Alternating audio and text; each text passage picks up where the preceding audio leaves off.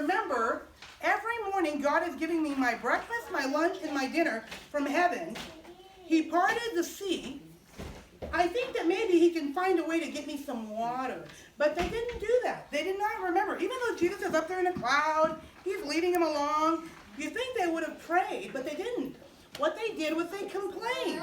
And so they said, Moses, I want some water. I want some water. Now, is that using your manners? No.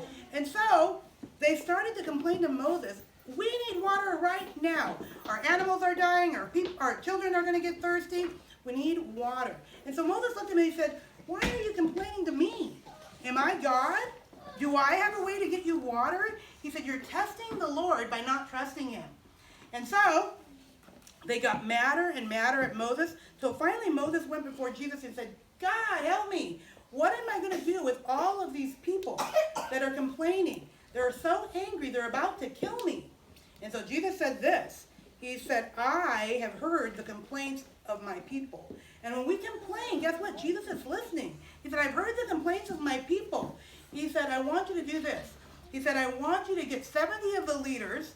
He goes, and I want you to go before this mountain and take this rod that I've given you. He goes, and you're going to do something with it. And he goes, and I'm going to go before you, before the mountain. And so Moses obeyed. He got the leaders to come up. And then Jesus said, Moses, I want you to do this. He said, I want you to take the staff that I've given you. He said, I want you to strike the rock. Now this staff that Moses had was going to show God's power. It's also a picture of the cross that Jesus is going to die on. And so it's a picture. And so God said, Moses, strike the rock. And when Moses struck the rock, guess what came out of the rock? Water. Water. Oh. Water. So much water that it created a stream and a drinking source for all of the people. And guess what? God did a miracle that day because he wanted to show them that they could trust him. Because guess what? When the people complained, in their hearts, even though they didn't say it out loud, in their hearts they said something. They said, are you even with us anymore, God? Are you even with us anymore? And guess what? That really hurt God's feelings because God was with them there. But he wanted to do this miracle to prove that it was living water. Now I wanted to show you something. In the Bible it says that this rock represents Jesus. Jesus is called the rock. And from the rock came forth living water. This picture is a picture of the cross. And so when Jesus died on the cross, he was struck by our sin. Jesus took all of our sin upon it, and it was like he was being struck by the cross.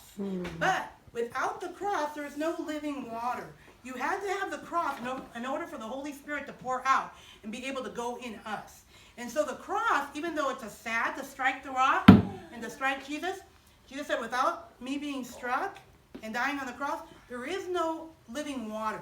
And then Jesus said, if anyone is thirsty, let them come to me, and I will give them fountains of living water that are going to pour out of their heart. And so today I said, let's step into the story.